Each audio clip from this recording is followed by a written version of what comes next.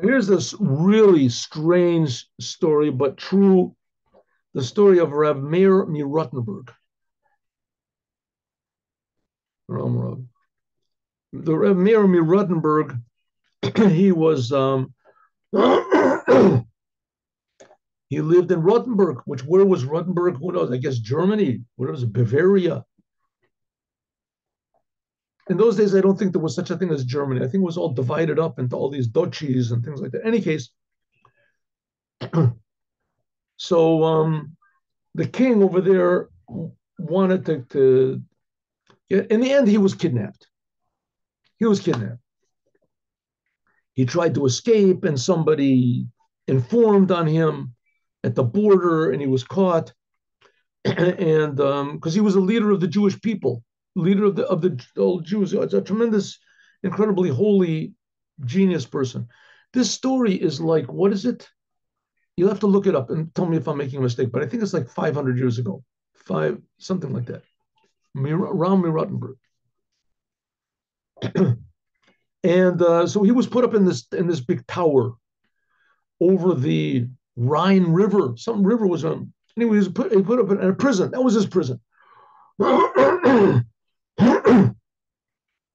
And they set this tremendously high ransom, and he ordered everyone not to pay the ransom, not to pay the ransom, which, by the way, is a law in Judaism that you're not allowed to pay a high ransom to redeem prisoners, even though the prisoners are Jews, and every Jew is infinite value, and every Jew has is worth all the money in the world, and every Jew is the son of God, every Jew, and so you think you should give all the money? No, says you're not supposed to do it. Why not? Because it's true, it really is. Every Jew is worth money. You should give all the money. But if you do that, then they're just going to kidnap more people. That's the law. That's the law.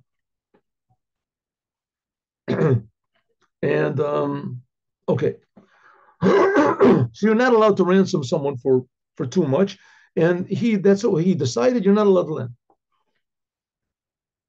so they didn't ransom.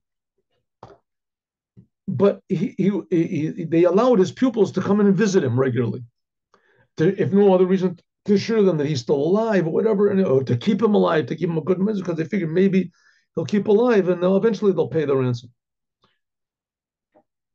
So he told them that what he's really lacking over there is that he would like um, a Sefer Torah. He didn't have a Sefer Torah. He didn't have a Torah scroll to read from. Didn't have a Sefer Torah. Let me get the story correct. Just 1 second, 1 minute. Let me get this. Oh yeah. So, oh. So what happened was, is an angel, I think Angel Gabriel, came to him and said, "We have a Sefer Torah for you. It's one of the Sefer. It's a Sefer Torah that Moses wrote for himself." Now this means that this was like 3,000 years before he wrote the Sefer, and this Sefer Torah is in heaven, physical Sefer Torah. And how could I say physical Sefer Torah be in heaven? But we Jewish people believe that the third temple is built and it's ready, bricks, the whole business in heaven. What it means, I have no idea, but we'll find out. Listen, all the dead are going to rise. This is one of the 13 principles of Judaism. All the dead people that died from the time of Abraham, which is like 4,000, they're all going to raise up. How it's going to be, there's reincarnations, Hashem will figure it out, but that's the fact. And the third temple is a building with how many? I mean, I'm not an architect, but it must weigh like 30 million tons or something like that. It's there. It's a physical building, right? No radar or sonar has ever detected it, but it's there. In any case, so they brought him the Sefer Torah, and he would read the Sefer Torah. They gave him, he had a physical Sefer Torah. They gave him, he would read from the Sefer Torah on Monday and Thursday, but especially on Shabbat. All of the souls would come from heaven, and they would listen to him read from the Sefer Torah. Huh? That's what it says. Read the Sefer Torah. So one day he got an idea that he's going to copy it. Now, there are certain places in the Sefer Torah that there's differences of opinion of one or two letters. like it says kutnot, or if it should be with an aleph or with an ayin, the garments that Adam put on. And the Petzua Daka said it should be. Anyway, two letters. Anyway, so he copied down the Sefer Torah. He had his pupils smuggle into him parchment and ink, and he wrote the Sefer Torah. He copied what it was word for word. Now he has a Sefer. Now he has two Sefer Torahs. One night he had a dream. No. One day he woke up, and when he finished his Sefer Torah, and the Torah that was given to him from heaven, Moses' Sefer Torah wasn't there.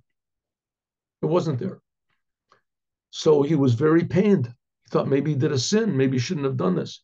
So they came to him, I think, in a dream. And he said, no, what you did was good. It's a good thing that you wrote the Sefer Torah. And now this Torah is going back to its proper place with Moses. And when the raising of the dead, Moses will come and bring the Sefer Torah. And he has the Sefer Torah. Now he has the Sefer Torah that he copied down. Listen. So he feels that his end is near. He feels he's dying. And so he had his pupils smuggle in. It must have been a small Sefer Torah that he received. It could have been also a small Sefer Torah that Moses had. Could have been small because the king had to carry around the Sefer Torah all the time with him. In any case, so he had his pupils somehow or other smuggle in wood and tar or something to cover, and he put his Sefer Torah in this box, and he wrote a note that this is from Meir Rottenberg, and that it should be read. I don't read anyway. It was from Rabbi Meir Rottenberg. This is the Sefer Torah that he wrote, and he put it in the box. And when he felt that he was not going to finish the week, he wouldn't make it to Shabbat, so he sealed the box up. He sealed the box up, and he put this tar on the outside, and he threw it out the window into the river that was running. Was it the Rhine River? Was it the Thames River? I don't know, whatever river it was running. So, yeah, and then he passed away. Where did the Sefer Torah go? Meanwhile, the Sefer Torah floated down with the current, and it stopped near the city of Worms. And the non-Jewish, the Gentile fishermen saw it, and they saw a box floating around, so they tried to get it. They couldn't grab it, so they threw nets over it, and it evaded the nets. And it floated underneath their boats and whatever it was. Anyway, they couldn't get it. So they said, let's call the Jewish fishermen. Maybe they can do it. They called the Jewish. As soon as the Jewish fishermen came, as the boat floated over to them, to their boat, and they took it and they brought it ashore, and they opened it up. Maybe the non-Jews were also there. And they saw a scroll. What did the non-Jews want? A scroll? What do they want? They thought maybe it was diamonds or something. And so they opened it up, and there was the scroll, and there it said that this is the Sefer Torah of the Rabbi Meir of Rottenberg. And the previous Rebbe writes, Now this story, where did Meir Rottenberg? You want me to look it up? I should have looked it up before. I think it's like 500 years ago. But give me 1 second. So the previous Rebbe said that he actually saw this Sefer Torah. He saw it. Give me 1 second. Rav Meir Rottenberg. Here he goes. Rottenberg. Here we go. Rav Meir Rottenberg. He lived in 1215. So this is 800 years ago. Huh? This is 800 years ago he lived. Wow. 800 years ago. Okay. So the previous Lubavitcher Rebbe said that he was in Vermiza and he saw the Sefer Torah. He saw that, at least he saw that that's what, he said even more, that he saw a Sefer Torah that they claim was written by Ezra HaSofer, which Ezra HaSofer, that was, let's say, 1,000 years, more than that. What are you talking about? Yeah, 1,500 years before Meir of Rottenberg. That was like 1,500 years before Meir Rottenberg. The Sefer is a Sefer. Anyway, he saw the Sefer Torah of Meir Rottenberg probably when the Nazis destroyed everything, so they destroyed all this also. But he said that he saw it, and he saw the changes that the disputed letters that were written, how they are written. That's brought down. That's how the Chabad the Sefer Torahs are written. But he said that he actually saw it. So here we have an amazing story about a person that was so holy and he suffered for Judaism that actually they came to him from heaven and gave him a physical book, a physical scroll of the Torah, and that Sefer that existed until what is it, 100 years ago, whatever. Sefer Torah actually was there.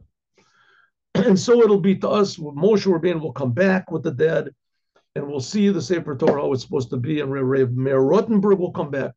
All the dead will rise, and it'll be a happy, beautiful, blessed world with Mashiach now. Have a good day. See you all tomorrow, 8:15 in the morning.